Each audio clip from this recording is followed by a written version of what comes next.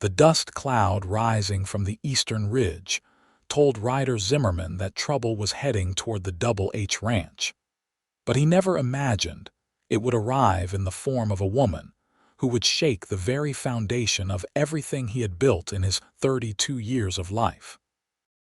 It was August 1883 in Eureka, Nevada, and the summer heat bore down relentlessly on the sprawling cattle ranch that Ryder had called home for the past decade. He stood on the front porch of the main house, one hand resting on the wooden post, watching as the stagecoach rattled up the long drive. His boss, Harold Henderson, had mentioned his niece would be arriving from San Francisco, but Ryder had paid little attention to the announcement. Ranch business demanded his full concentration, especially with the upcoming cattle drive to Carson City, just weeks away. The stagecoach came to a stop in a swirl of Nevada dust, and Ryder watched as the driver climbed down to open the door. What emerged was not the pampered city girl he had expected. Natalie Harrison stepped down from the coach with the grace of someone accustomed to travel. Her dark hair pulled back in a practical bun, her traveling dress dusty from the journey but her green eyes bright and alert as they took in her surroundings. She was perhaps 24 or 25, Ryder guessed, and there was something in the set of her shoulders that suggested she was not easily intimidated.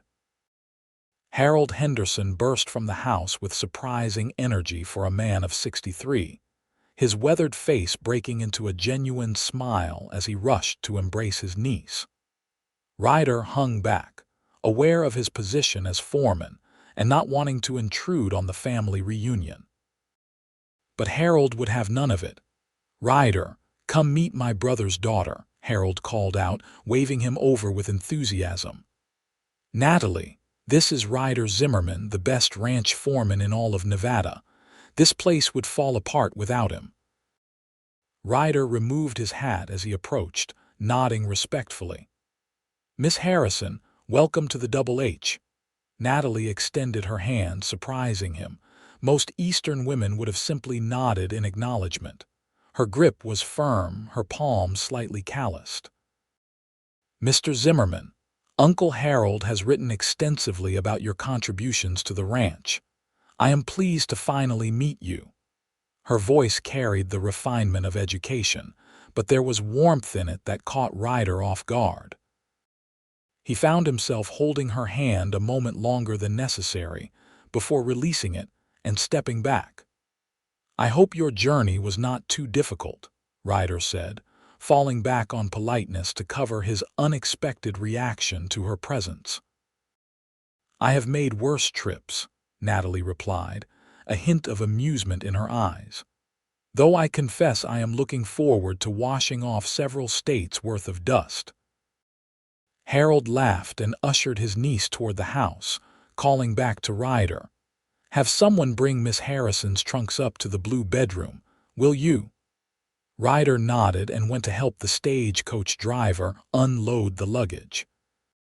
There were 4 large trunks, suggesting Natalie planned an extended stay. As he and 2 of the ranch hands carried the heavy cases inside, Ryder found himself wondering why she had come to Nevada. San Francisco offered every comfort and opportunity a young woman could want. Eureka, by contrast, was a rough mining and ranching town where life was hard and unpredictable. That evening, Harold insisted Ryder join them for dinner, something that happened occasionally but always made Ryder slightly uncomfortable. He knew his place on the ranch, valued the respect Harold showed him, but also understood the unspoken boundaries between owner and employee. Still, Harold was not a man who took no for an answer when he had made up his mind about something. Ryder washed up and changed into his cleanest shirt and trousers, running a comb through his dark hair and studying his reflection in the small mirror above his wash basin in the foreman's house.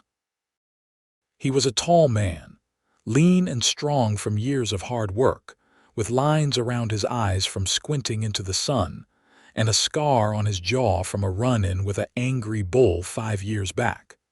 Not a handsome man, he thought, but honest-looking at least. The main house dining room was lit by oil lamps when he arrived, casting a warm glow over the polished wood table that Harold's late wife had shipped all the way from St. Louis 20 years earlier. Natalie had changed into a simple but elegant dress of deep blue, her dark hair now arranged in a softer style that framed her face. Ryder felt his throat go dry and silently cursed himself for the reaction. "Ryder, sit." Harold gestured to the chair across from Natalie. "We were just discussing Natalie's plans." "Plans?" Ryder asked, accepting a glass of whiskey from Harold. Natalie's expression grew serious. "My father passed away 3 months ago. He left me his share of various business investments, but also substantial debts from ventures that did not succeed. Rather than marry the man my mother selected to solve our financial difficulties, I chose to come west and make my own way." There was steel in her voice, and Ryder felt a surge of respect for her decision.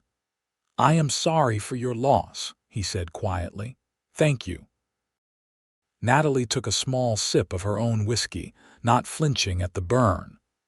"Uncle Harold has graciously offered me a home here for as long as I need it. In exchange, I hope to make myself useful. I have some education in bookkeeping and correspondence. Perhaps I could assist with the ranch's business matters." Harold beamed. "She is being modest. Natalie helped run her father's import business for years. I have been drowning in paperwork, and having her help will be a blessing."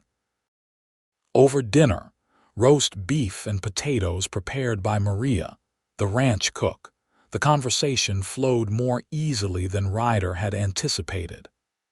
Natalie asked intelligent questions about the ranch operations, genuinely interested in understanding how everything worked.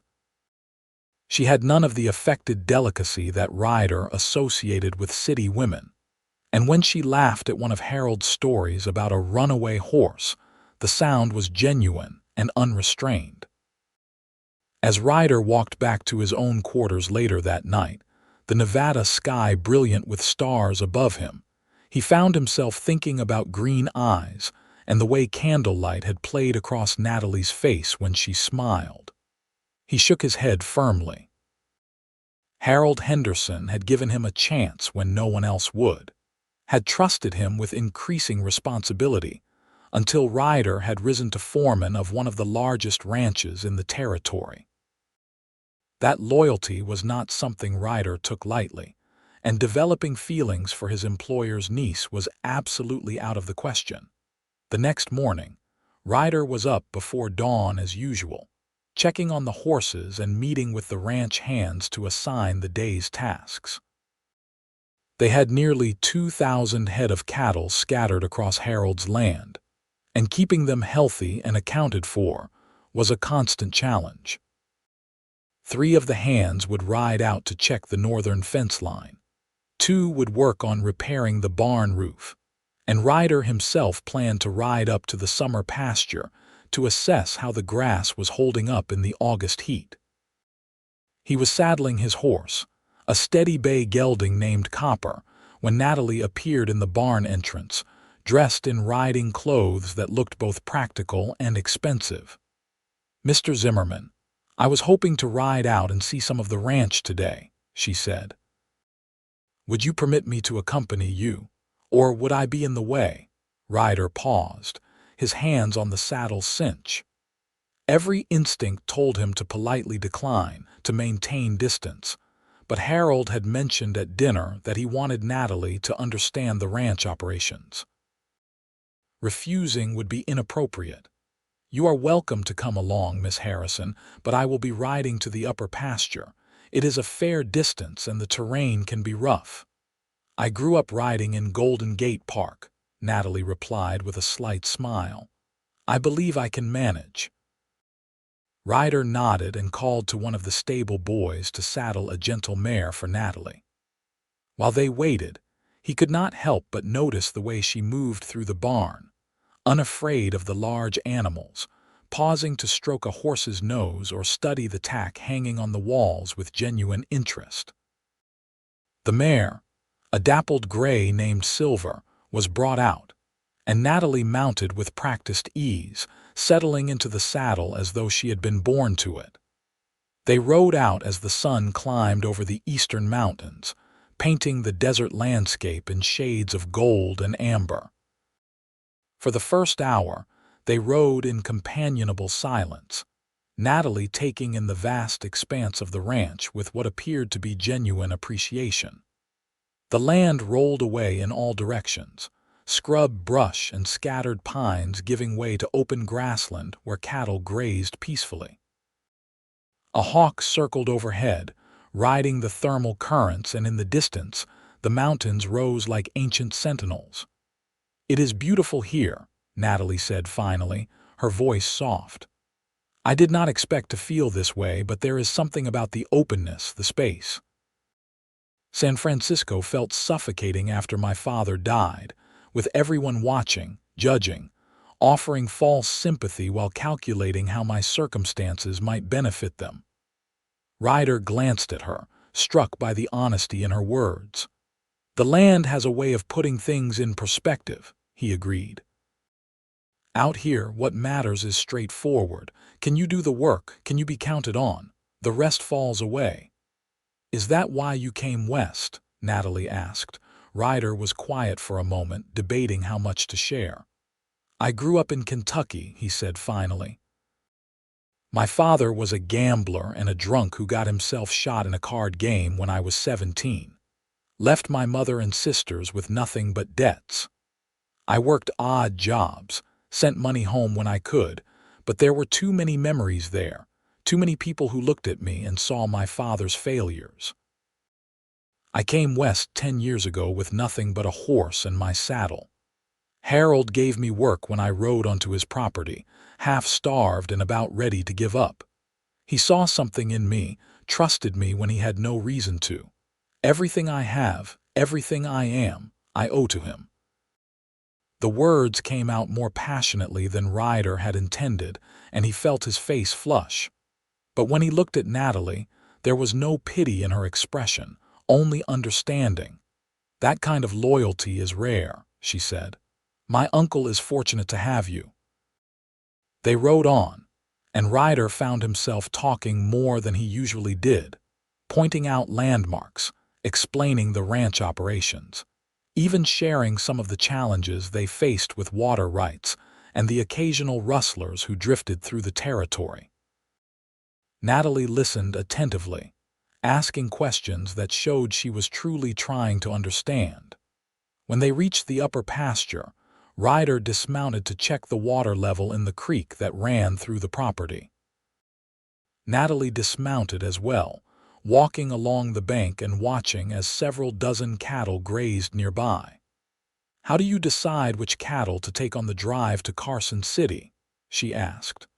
"We take the steers that are ready for market," Ryder explained, kneeling by the creek. "Leave the breeding stock here, along with the young ones that need another year. It is a balance between maximizing profit and maintaining the herd's health for future years." A sudden bawling sound made them both turn. A calf had somehow gotten itself tangled in some brush near the creek, its mother circling anxiously nearby. Without hesitation, Ryder moved toward the frightened animal, speaking in low, soothing tones. The calf thrashed as he approached, and one flailing hoof caught him on the shin, sending a jolt of pain up his leg. He kept his voice steady, finally getting his hands on the calf and carefully working it free from the branches. The calf bolted to its mother the moment it was loose, and Ryder limped back to where Natalie stood, trying not to let the pain show. "You are hurt," she said, immediately noticing. "It is nothing, just a knock. Sit down and let me see. Miss Harrison, it is really not necessary." "Mr. Zimmerman, I may be new to ranch life, but I know a thing or two about injuries. My father broke his leg falling downstairs 2 years ago, and I helped care for him. Please sit." The authoritative tone in her voice reminded Ryder so much of Harold that he found himself obeying, settling onto a flat rock. Natalie knelt beside him, her hands gentle but efficient as she rolled up his trouser leg to examine the rapidly forming bruise. "You will have a magnificent bruise, but I do not think anything is broken," she pronounced, "though you should probably put a cold compress on it when we return." She was very close, her face serious with concentration, and Ryder became acutely aware of the warmth of her hands on his leg, the scent of lavender water that clung to her despite the dust of the trail. When she looked up, their faces were only inches apart, and for a moment, time seemed to stop. Her eyes were the color of new grass after rain, and Ryder felt something shift in his chest, a pull he had never experienced before. Natalie seemed to feel it too. Her breath caught, her lips parting slightly, and the air between them crackled with sudden tension. Then she blinked and pulled back, standing quickly and turning away to brush dust from her skirt. "We should head back," she said, her voice slightly unsteady. "I have taken up enough of your workday." The ride back to the ranch was quieter, but the silence was different now, charged with an awareness that had not been there before. Ryder cursed himself silently. This was exactly what he had wanted to avoid. Harold trusted him, depended on him, and here he was, allowing himself to develop feelings for the man's niece. Over the following weeks, Ryder did his best to maintain distance. He threw himself into preparations for the cattle drive, spending long days in the saddle and returning to his quarters exhausted each night. But avoiding Natalie completely proved impossible. She had taken over managing the ranch's books and correspondence, and business necessitated regular meetings to discuss expenses, supplies, and planning. Each interaction was professional, courteous, but Ryder could not help but notice the small things. The way Natalie tucked a loose strand of hair behind her ear when she was concentrating. The ink stain that always seemed to appear on her right index finger by the end of the day. The sound of her voice drifting from the main house office where she worked, sometimes singing softly to herself when she thought no one could hear. Harold was delighted with his niece's contributions, frequently praising her efficiency and business sense. "I do not know what I did without her," he told Ryder one evening. "She has already identified several areas where we were overspending and found better prices on feed. The woman has a head for numbers." Ryder agreed, because it was true. Natalie had proven herself invaluable in the few short weeks she had been on the ranch. She had also begun to venture out more, learning to help Maria with the cooking, befriending the ranch hands' wives, even learning to handle some of the gentler horses in the stable. The men respected her because she never put on airs, never treated them as beneath her, and was always willing to learn. September arrived, bringing cooler temperatures and the departure date for the cattle drive. Ryder would be leading a team of 8 men on the 3-week journey to Carson City, leaving Harold and a skeleton crew to manage the ranch in their absence. It was a trip Ryder had made countless times, but for some reason, the prospect of leaving now filled him with reluctance. The night before the drive, Harold hosted a dinner for the departing crew, a tradition he maintained to boost morale. Ryder sat at the long table in the dining room, surrounded by men he had worked with for years, eating Maria's excellent cooking and trying to focus on the conversation. But his attention kept drifting to Natalie, who moved around the table ensuring everyone had enough food and drink, her smile warm and genuine. After dinner, as the men dispersed to make final preparations, Ryder stepped out onto the porch for a moment of quiet. He was surprised when Natalie joined him a few minutes later, 2 cups of coffee in her hands. "I thought you might need this," she said, offering him one of the cups. Uncle Harold says the trail can be exhausting. Thank you. Ryder accepted the coffee, warmth spreading through his hands from the hot ceramic. It is a hard drive, but a necessary one. The ranch depends on it. Natalie leaned against the porch railing, looking out at the dark landscape. I will worry about you, about all of you, she said quietly. Uncle Harold tried to explain all the dangers, the river crossings, the possibility of stampedes, the rough men you might encounter. We have done this many times, Ryder assured her, though her concern touched him more than he wanted to admit. I will keep the men safe and bring them home.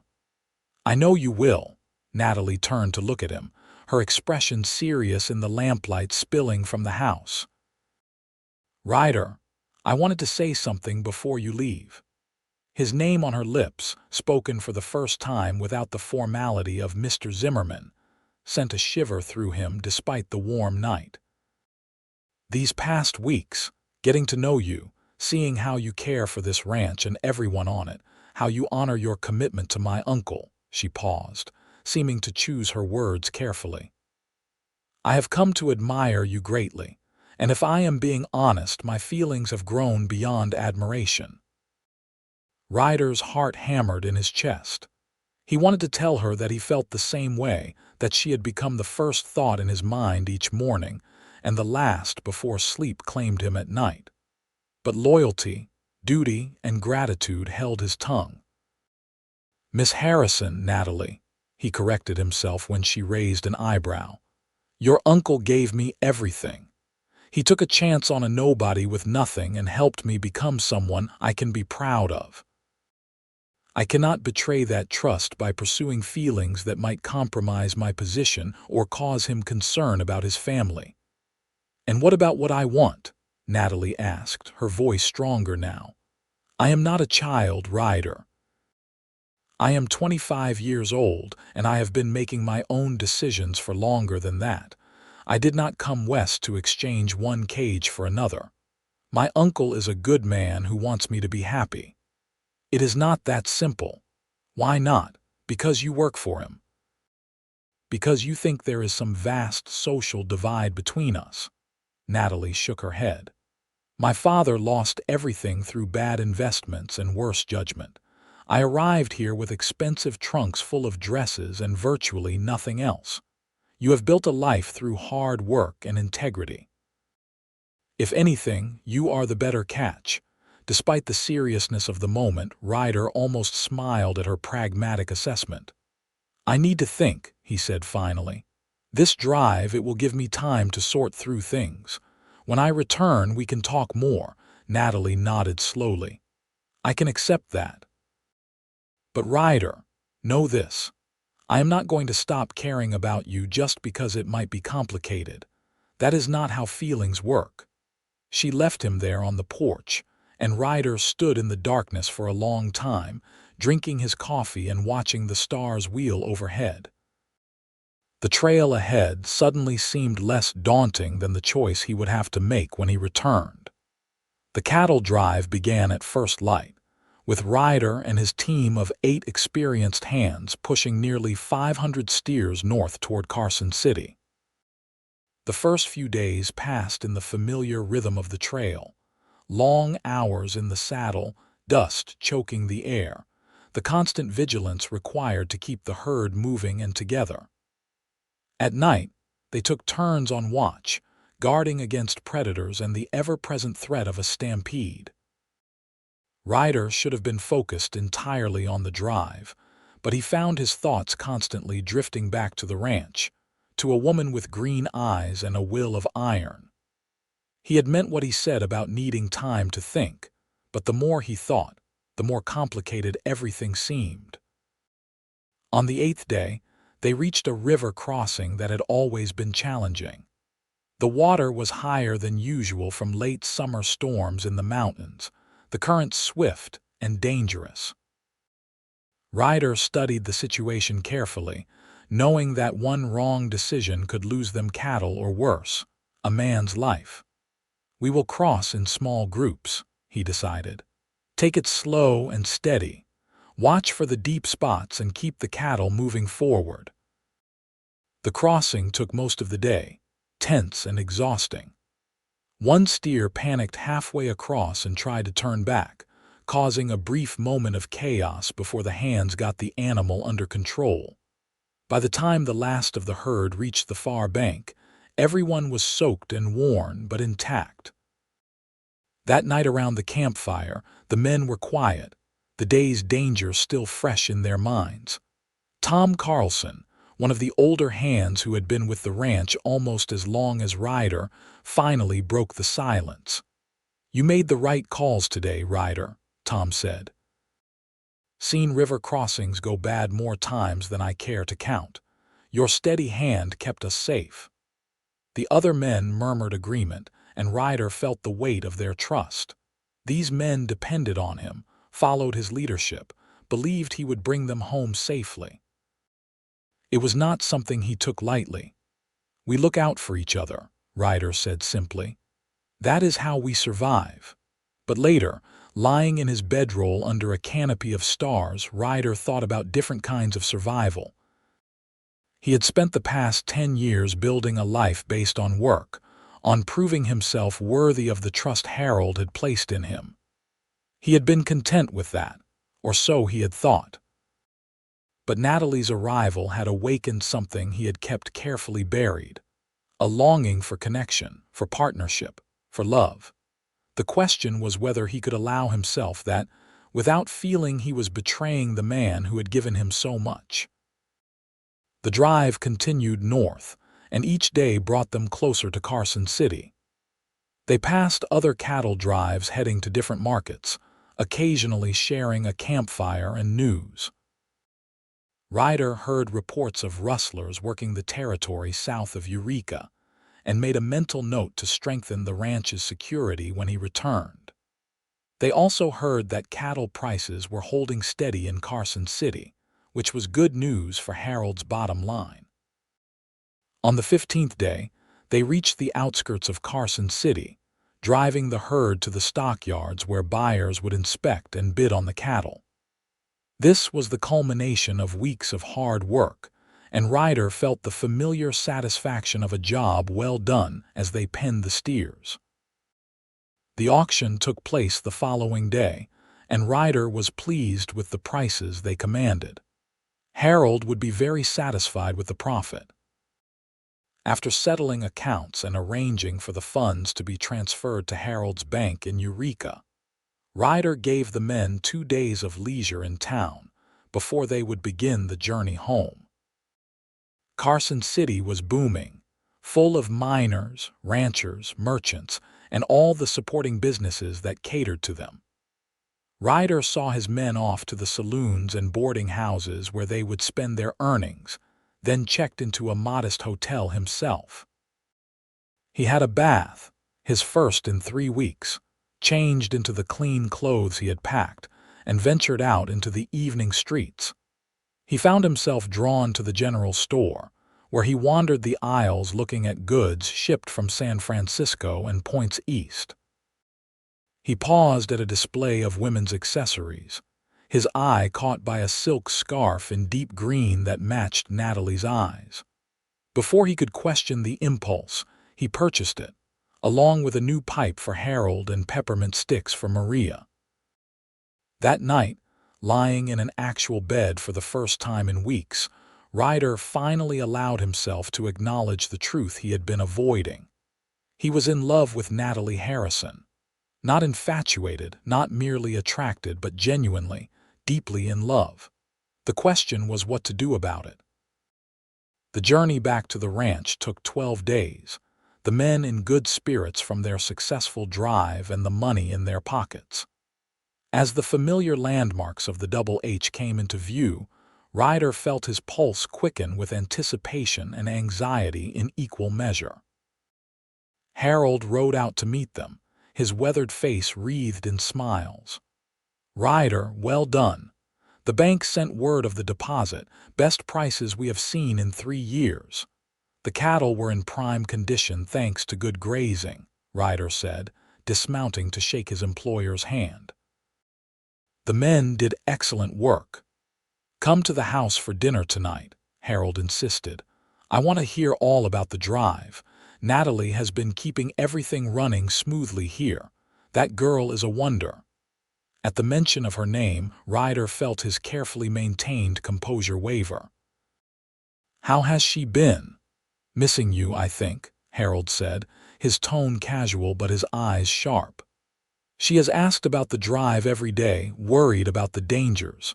Practically wore a path in the porch boards watching for your return."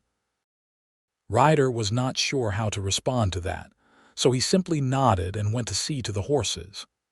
But as he worked, he found himself watching the main house, catching a glimpse of Natalie moving past a window, and his heart gave a painful lurch.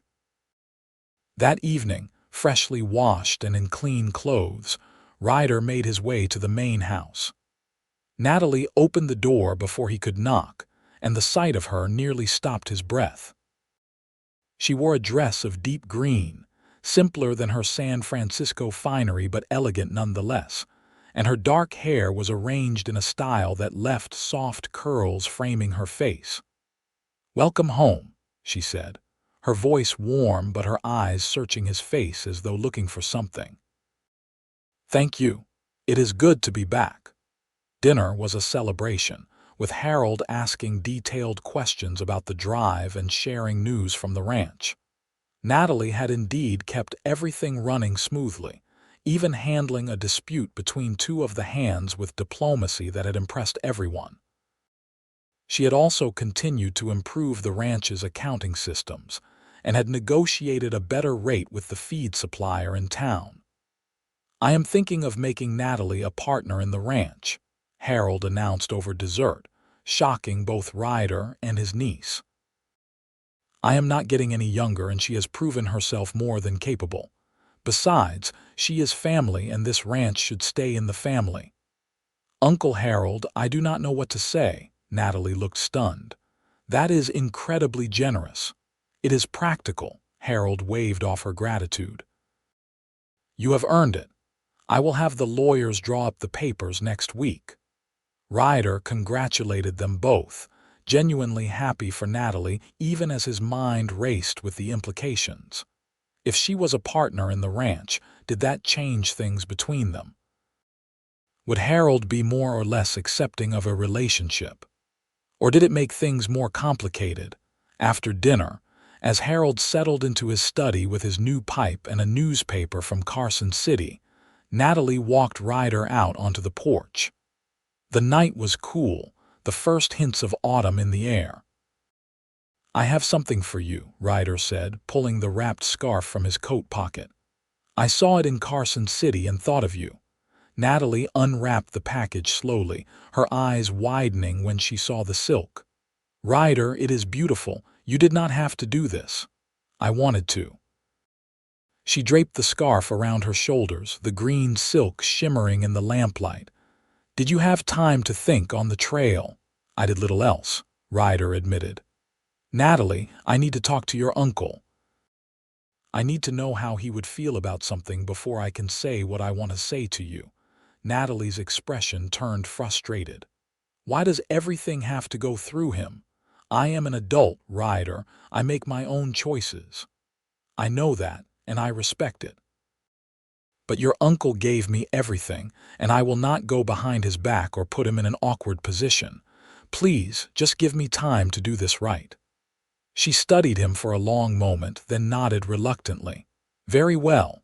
But Ryder, do not take too long. Life is uncertain, and I have learned that waiting for the perfect moment often means missing the moment entirely." The next day, Ryder requested a private meeting with Harold. The older man received him in his study, pouring 2 glasses of whiskey and settling into the leather chair behind his desk. "You look serious, Ryder. What is on your mind?" Ryder took a steadying breath. "I want to talk to you about Natalie." Harold's expression did not change, but something flickered in his eyes. "I wondered when we would have this conversation. I have seen the way you look at her and the way she looks at you. I am old, not blind." Then you know that my feelings for her have grown beyond professional respect, Ryder said carefully. I want to court her properly with your blessing, but I will not do so if you have objections. You gave me a chance when no one else would, Harold. Your trust means everything to me, and I will not betray it. Harold was quiet for a long moment, sipping his whiskey thoughtfully. You are a good man, Ryder Zimmerman, one of the best I have known. My niece could do far worse, and in fact, her mother wanted her to marry a pompous banker in San Francisco who saw her as a trophy and her father's business connections as assets to be exploited. Natalie chose to come here rather than submit to that. I know. The question is not whether I would object, Harold continued. The question is whether you understand what you would be taking on. Natalie is brilliant, independent, stubborn as a mule when she sets her mind to something. She is not going to be content as a ranch foreman's wife if that means sitting at home and having no say in things. I would never ask her to be, Ryder said. What I admire most about her is her strength and intelligence. I want a partner, not a subordinate. Harold smiled then, the tension in the room easing. Then you have my blessing. More than that, you have my support. I have been thinking about the future of this ranch a lot lately. I am making Natalie a partner, but I had also planned to offer you a share as well. You have been more than an employee, Ryder. You have been like a son to me. It is time the ranch reflected that. Ryder was stunned. Harold, I do not know what to say. Say yes. Say you will help me build this ranch into something that lasts, that we can pass down to the next generation. And if you and Natalie find happiness together, all the better. They shook hands, and Ryder left the study feeling as though a massive weight had been lifted from his shoulders. Harold's blessing meant everything, but the partnership offer was unexpected and generous beyond measure. He found Natalie in the ranch office, bent over the account books. She looked up as he entered, setting down her pen. Well, she asked, tension in her voice. Your uncle has given his blessing, Ryder said. More than that, he is offering me a partnership in the ranch. Natalie stood, moving around the desk. And what did you tell him? That I would accept if you will have me. Natalie, these past weeks away from you showed me that I do not want a life where I am not with you. You are the first thing I think of when I wake and the last before I sleep. You have made me want things I never let myself dream of before. What things? She asked, stepping closer. A home, a family, a future with someone who sees me as I am and does not find me lacking. Natalie reached up to touch his face, her palm warm against his cheek. I see a man of honor, integrity, and strength. I see someone who has built himself from nothing through sheer determination. I see the man I love. Ryder's breath caught. You love me, desperately, she admitted with a small laugh. Since that day, we rode to the upper pasture, and you freed that calf, if I am being honest. Perhaps even before. There was something about you from the moment we met, something that made me feel safe and seen in a way I had never experienced. Ryder pulled her into his arms, holding her close, breathing in the scent of lavender and ink and something uniquely Natalie. I love you too, he said against her hair. I fought it, tried to deny it, but I love you more than I have ever loved anything. She pulled back just enough to look up at him, her green eyes bright with unshed tears. Then stop fighting it. Choose me, Ryder. Choose us. He answered by kissing her, a gentle press of lips that quickly deepened into something more passionate. All the weeks of restraint, of careful distance, dissolved in that moment. When they finally broke apart, both breathing hard, Natalie laughed softly. I have wanted you to do that for so long, she confessed. Your uncle is in his study, Ryder said, torn between desire and propriety. We should probably maintain some decorum. Probably, Natalie agreed, but she did not move from his arms. Though we are officially courting now, so some affection is permissible. They spent the evening together, talking about the future, about the ranch, about their dreams and hopes. Ryder learned that Natalie had always wanted to live somewhere she could see the stars without city lights obscuring them, that she loved horses more than she had ever loved the opera her mother insisted she attend, that she wanted children someday, but was terrified of the dangers of childbirth after watching her older sister die giving birth to her second child. Ryder shared his own fears and aspirations, including his desire to expand the ranch's breeding program and his worry that he was not educated enough to be a true partner in running a business. Natalie dismissed that concern immediately. "You have learned more from experience than most men learn from books," she insisted. "And anything you feel you lack in formal education I can help with. That is what partners do." Over the following months, their relationship deepened and flourished. Ryder courted Natalie properly, with rides across the ranch, dinners at the house, and carefully chaperoned visits to town for socials and church. The ranch hands quickly accepted the relationship, having already respected both Ryder and Natalie individually. If anything, they seemed pleased that their foreman had found happiness. Harold watched it all with satisfaction, moving forward with making both Natalie and Ryder partners in the Double H. The paperwork was finalized in November, and the ranch officially became a three-way partnership. With winter approaching, the pace of ranch work slowed, allowing more time for planning and preparation for the coming year. It was a cold December evening when Ryder invited Natalie to walk with him despite the chill. She bundled up in a heavy cloak, and they strolled down to the creek that ran through the property, their breath misting in the air. "I have been thinking about the future," Ryder began, his heart pounding with nervousness. "About what I want, what kind of life I hope to build." "And what do you want?" Natalie asked, her hand tucked into the crook of his arm. Ryder stopped walking and turned to face her. The moonlight caught her features, making her look ethereal and beautiful. He reached into his coat pocket and withdrew a small box. "I want you, Natalie Harrison. I want to wake up beside you every morning and fall asleep with you every night.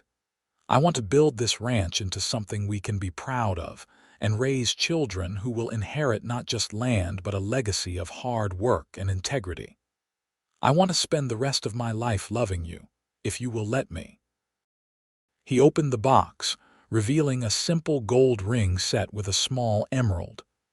"It is not fancy," he said quickly. "I know you probably had grander things in San Francisco, but I wanted something that would remind you of Nevada, of the ranch, of us." Natalie's eyes filled with tears, but she was smiling. "It is perfect. You are perfect. Yes, Ryder Zimmerman, I will marry you.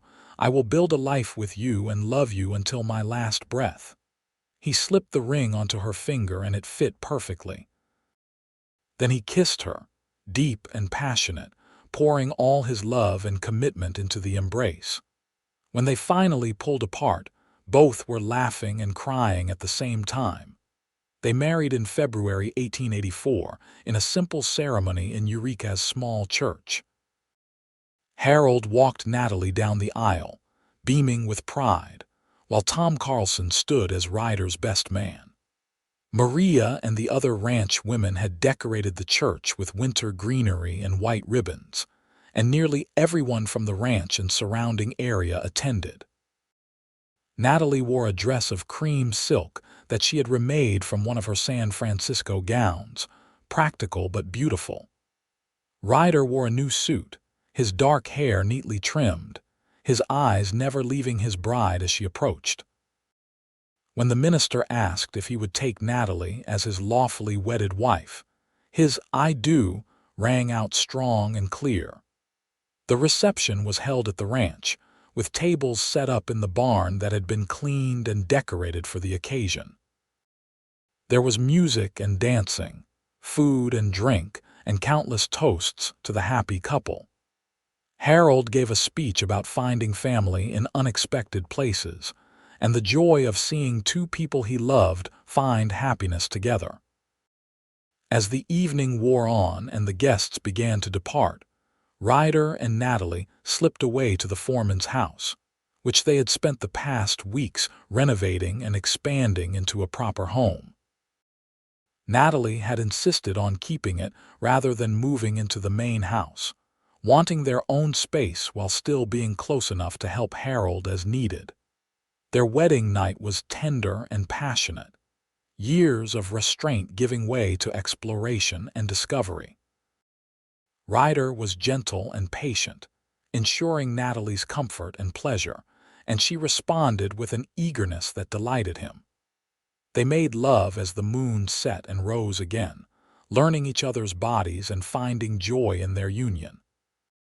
In the months that followed, they settled into married life with surprising ease. Natalie continued to manage the ranch's business affairs while also maintaining the household, and Ryder oversaw the day-to-day operations of cattle and horses. They worked as a team, consulting each other on decisions, supporting each other through challenges. Spring brought new calves and the start of another busy season.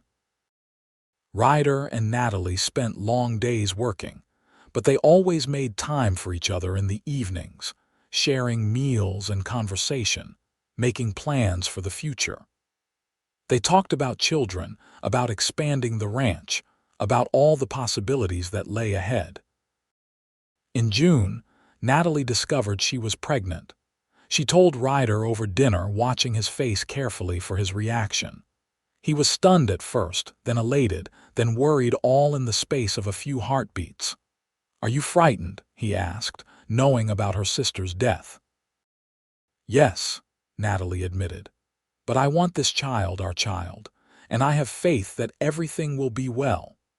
Harold was thrilled at the news of becoming a great uncle, already planning additions to the house to accommodate future generations.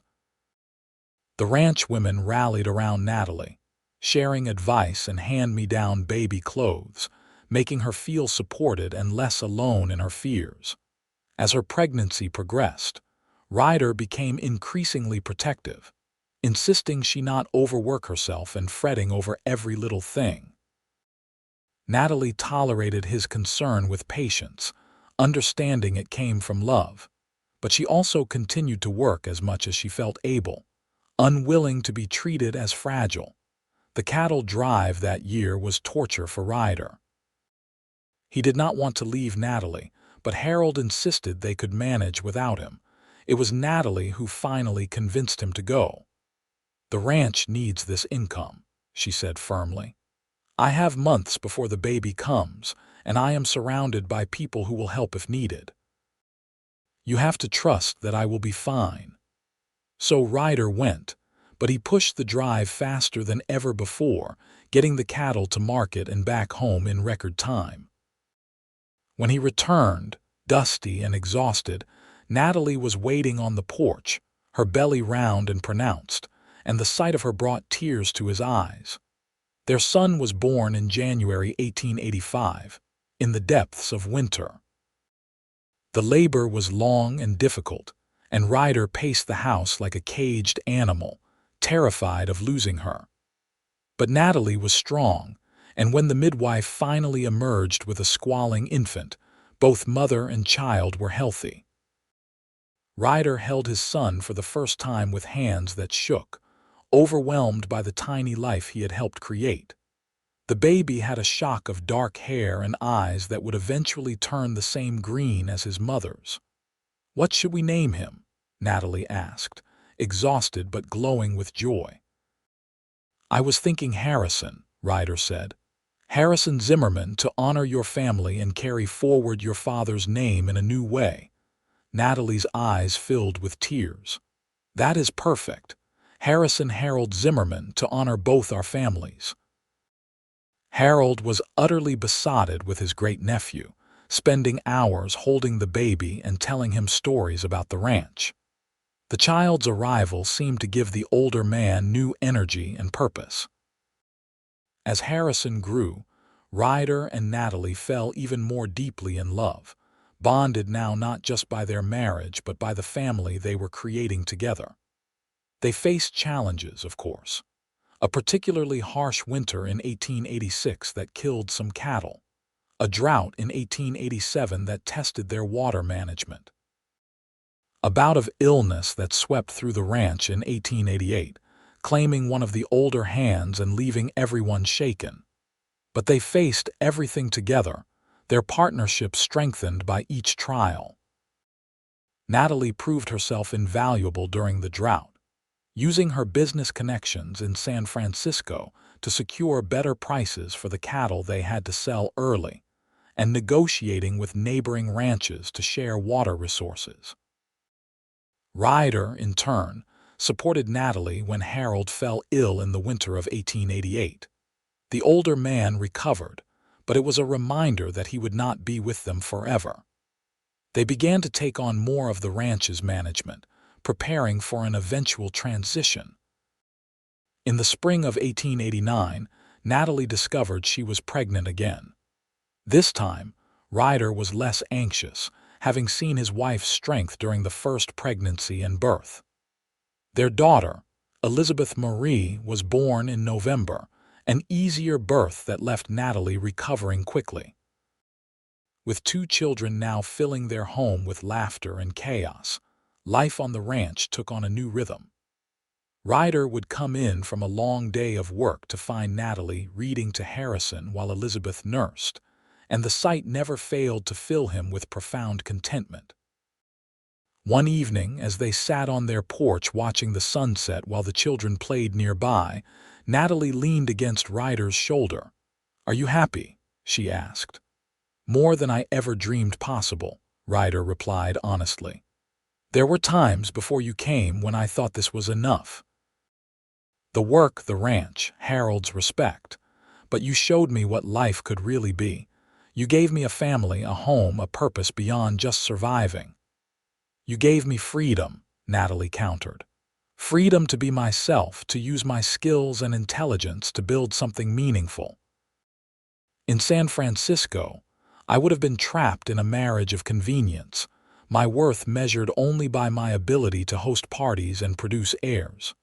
Here, I am a partner in every sense." They sat in comfortable silence, watching as Harrison helped his younger sister collect stones, the boy's patience with his toddling sibling a testament to the loving environment they were growing up in. The 1890s brought continued growth and prosperity to the Double H Ranch. With 3 partners now working in harmony, the operation expanded to include not just cattle, but also a respected horse breeding program that Ryder had always dreamed of. Natalie's business acumen kept them profitable, even when other ranches struggled, and Harold's experience and connections in the territory opened doors that might otherwise have remained closed. In 1892, Harold suffered a stroke that left him partially paralyzed. Though he recovered some function, he could no longer take an active role in the ranch operations. He moved into Ryder and Natalie's expanded house so they could care for him more easily, and he spent his days teaching Harrison about ranching and bouncing Elizabeth on his good knee. "I am content," Harold told Ryder one evening as they sat together. "I am leaving this ranch in good hands, better than I could have hoped. You have exceeded every expectation, Ryder. You took a chance on yourself when you came west, and look what you have built." "We built it together," Ryder corrected. "You, me, Natalie. It is our legacy." "And your children's," Harold added, his speech still slightly slurred from the stroke. "Harrison already has a good eye for horses, and Elizabeth has her mother's head for numbers. This ranch will continue long after I am gone." Harold passed away peacefully in his sleep in the spring of 1894. The entire territory seemed to turn out for his funeral, a testament to the respect he had earned over decades. Ryder gave the eulogy, his voice breaking as he spoke about the man who had given him a chance, who had trusted him, who had become like a father to him.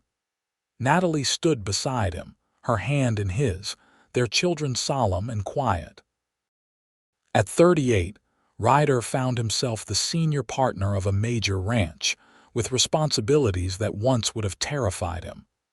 But he had Natalie, had their children, had a team of loyal hands who had become like family.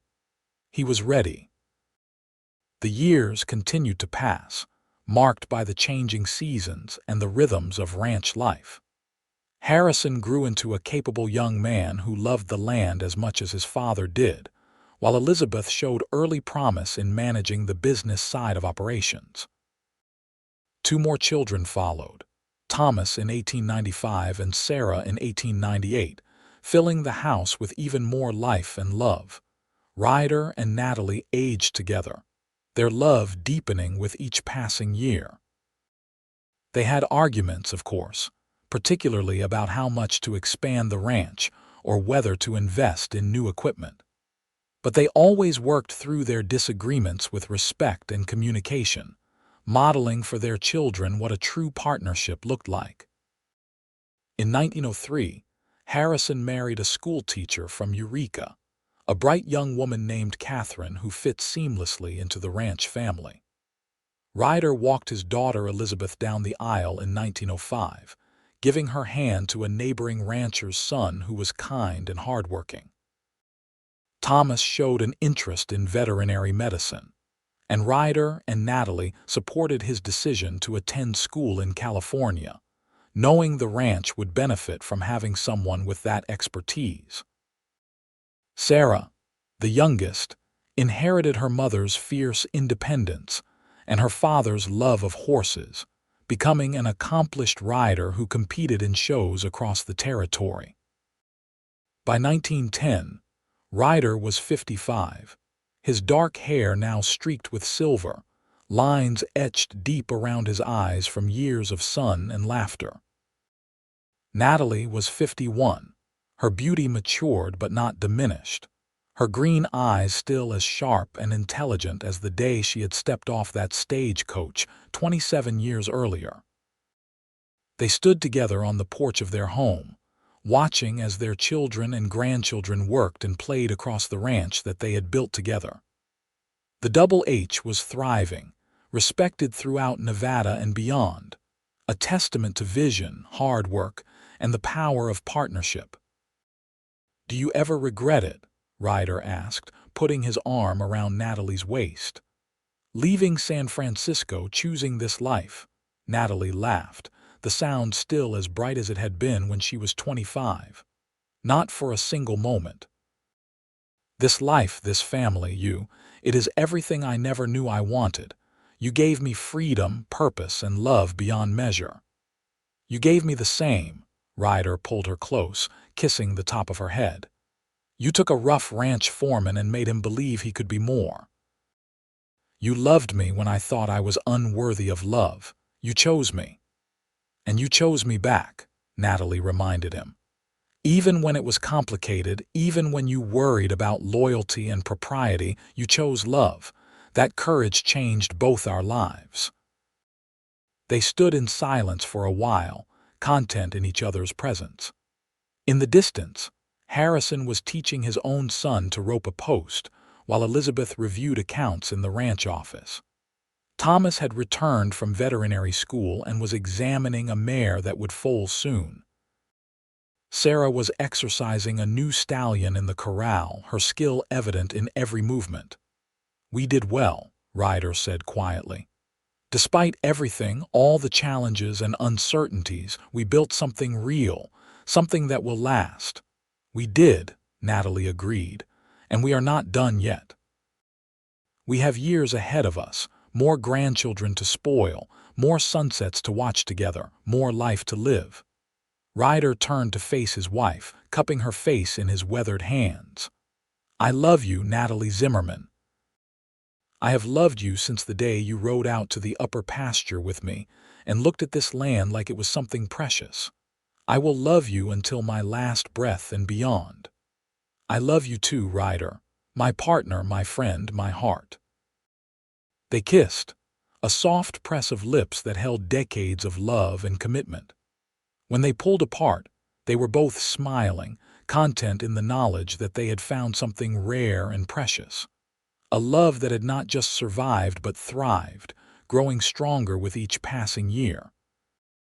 As the sun set over the Nevada landscape, painting the sky in shades of gold and crimson, Ryder and Natalie Zimmerman stood together, surrounded by the family and legacy they had built. The ranch that had once been just a job, just a place to prove himself, had become so much more. It was home. It was family. It was the physical manifestation of a love that had started with a choice, a leap of faith, and a willingness to believe that loyalty and love did not have to be in conflict. The Double H Ranch would continue for generations, passed down through Harrison and his children, supported by Elizabeth's business acumen and Thomas's expertise and Sarah's passion. But it would always be, at its heart, the place where a ranch foreman and the owner's niece chose each other, building not just a successful operation but a life filled with love, purpose, and profound happiness. The stars began to emerge in the darkening sky, brilliant and uncountable, the same stars Natalie had dreamed of seeing without city lights obscuring them all those years ago. Ryder and Natalie remained on their porch, his arm around her shoulders, her head resting against his chest, two people who had found in each other everything they had ever needed. The ranch dogs settled at their feet, horses nickered softly in the barn, and somewhere inside the house, a grandchild laughed at something one of the adults had said. The sounds of home, of family, of a life well lived.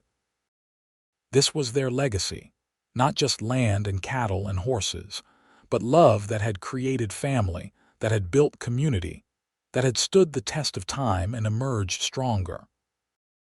As full darkness fell and the temperature dropped, they finally went inside, hand in hand, still together, still in love, still partners in every sense of the word. The story of how a ranch foreman fell for the owner's niece and chose love over fear had become the foundation of a family saga that would be told for generations. Their children would tell their grandchildren about the day a city woman stepped off a stagecoach and changed everything, about a man who built himself from nothing through integrity and hard work, about a love that overcame social barriers and complicated loyalties. They would speak of partnership and respect, of choosing each other day after day, of building something that lasted. But for Ryder and Natalie, it was simply their life, the one they had chosen and fought for and cherished. As they prepared for bed that night, moving around each other with the ease of long familiarity, they knew they had made the right choice all those years ago when they decided that love was worth the risk. Ryder held Natalie close as they drifted toward sleep, her back pressed against his chest, their breathing falling into sync. Outside, the Nevada night was vast and beautiful, the land they loved stretching away in all directions. Inside, in the home they had built together, surrounded by the evidence of the life they had created, two people who had found each other against the odds rested secure in the knowledge that they had found something rare and precious and worth more than any amount of gold or cattle or land. They had found true love, true partnership, and true happiness. And it all began with a choice, with courage, and with the belief that loyalty to one's heart was as important as loyalty to duty. In the end, Ryder had not had to choose between Harold and Natalie, because Harold had understood what Ryder himself had taken time to learn.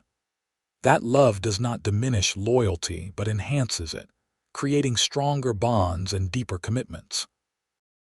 The Double H Ranch stood as proof that when people choose love, when they work together as true partners, when they build with integrity and care, the results can exceed all expectations.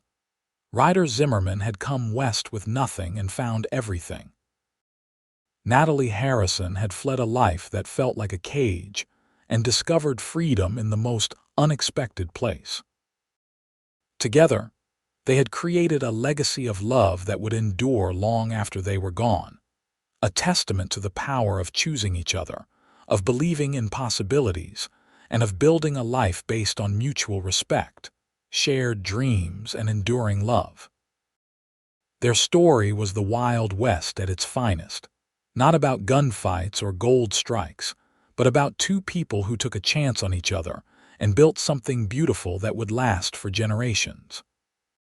And every sunset they watched together, every morning they woke in each other's arms, every challenge they faced side by side, was a reminder that the best choice they ever made was choosing love, choosing each other, and choosing to believe that a ranch foreman and the owner's niece could find happiness together in the vast, beautiful, unforgiving, and ultimately rewarding landscape of Nevada in the days of the Wild West.